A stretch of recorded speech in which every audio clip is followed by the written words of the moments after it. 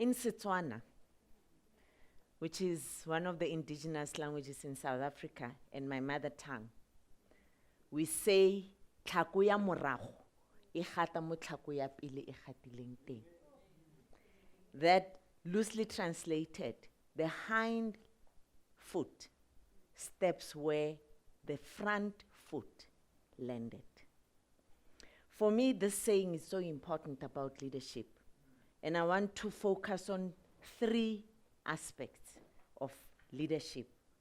The first one is the importance of role models.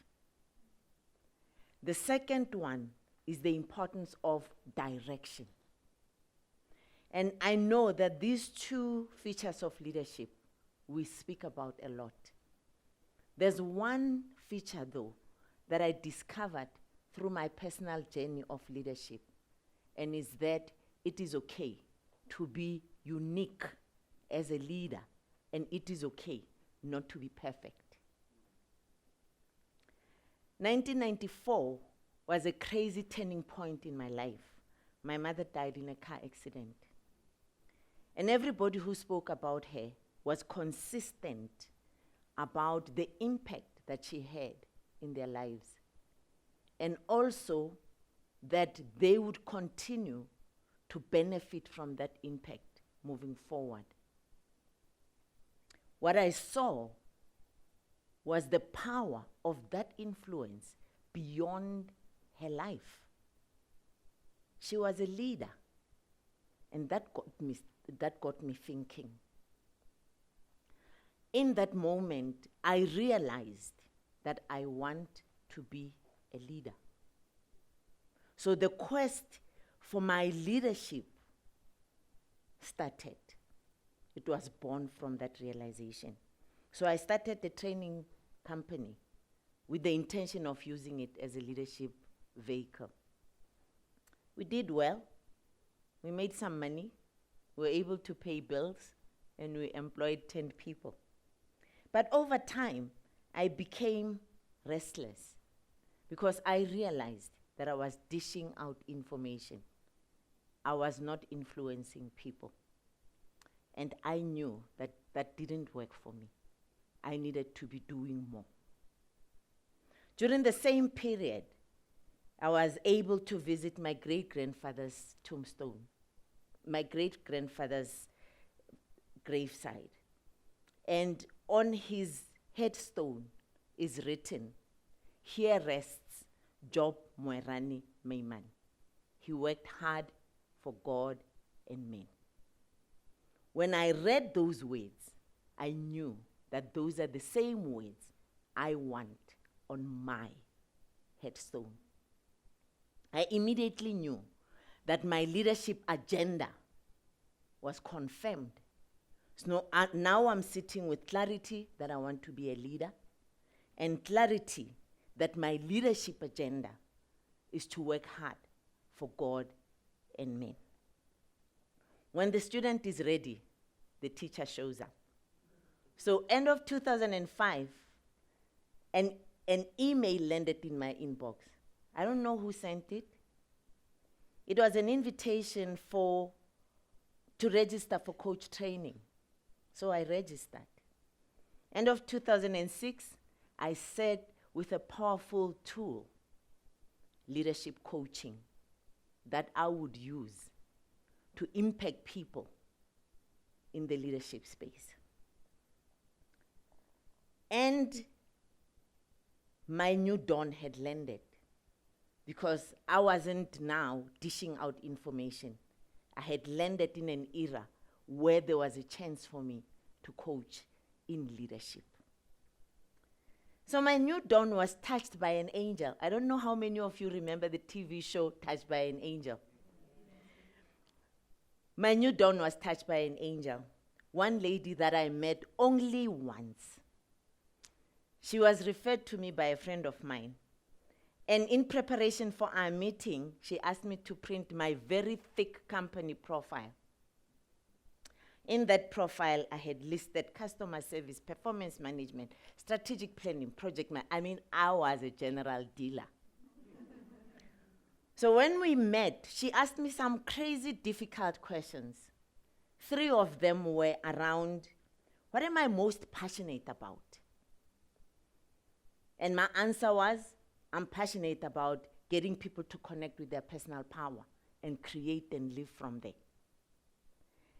The next question was, how am I going to do this leadership coaching thing? What vehicle do I have? I suppose I mumbled there because I wasn't clear. And the third question was, what was this leadership coaching supposed to do for me? And I knew the answer was easy. I needed to make a lot of money. So she looked at my profile, she paged through, and then she took a pen and she went back to page 1. She looked at me and she said, I hope you're not the sensitive type. I cringed. She drew a line through every single one of those pages until she got to the last page and to the last paragraph, which was a new edition, leadership coaching. She put the pen down, she looked at me, and she said 2 things. 1, there's no doubt that you're passionate about leadership coaching. 2, you will not make money from coaching. Kick on my stomach. And at the same time, I was excited because she had confirmed what I was passionate about. Obviously, I needed to go back to the drawing board. So I did 3 things to now come up with a vehicle that is going to enable me to live successfully and be a leadership coach. 1, I needed to define leadership for myself. 2, I needed to define coaching for myself. The definition of leadership that I had come across many times that works for me is a very simple one: the ability to influence positively. So I adopted that as my leadership definition. The definition for leadership that works for me, that makes me understand what I'm doing, is making people see what they need to see that they don't see, that I believe they have to see. And the ability to hold the space for them so that they can integrate what they see into decisions and choices that they make for their success. So I needed to get these 2 definitions into products that I can sell, because I needed to also make money, remember? The second thing that I needed to do was to come up with a powerful model of leadership that is anchored in the African culture, that is anchored in who I am, that is anchored in our token animals, our clan names, our powerful clan songs. And I did that. And then I designed coaching tools to go with this model. And then the last thing, I thought this leadership coaching needs to benefit everybody, people who have money and people who don't have money. So I went on to publish a self-coaching leadership diary, a self-coaching leadership journal, a self-coaching pack of cards, and we are busy developing a self-coaching app, because I wanted to make sure that everybody can access this leadership coaching. Now I have my toolbox.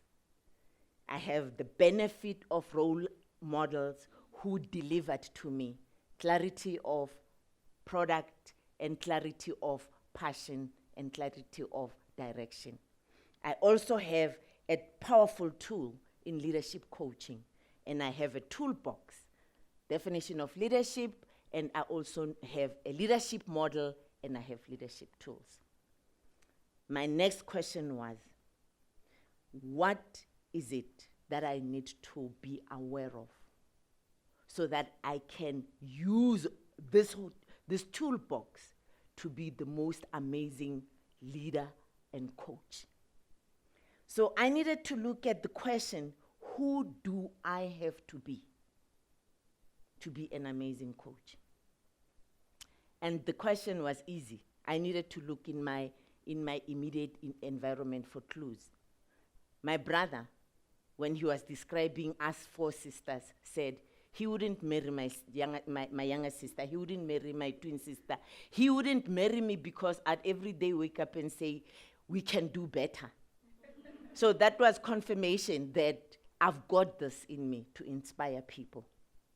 My big brother, however, had experienced my judgment. When he messed up, I withheld my love from him. And I knew that that judgment would stand in my way. So this whole journey taught me that I have the power to inspire positively, and I don't have to be perfect as long as I look out to make sure that my weakness doesn't stand in my way. Thank you.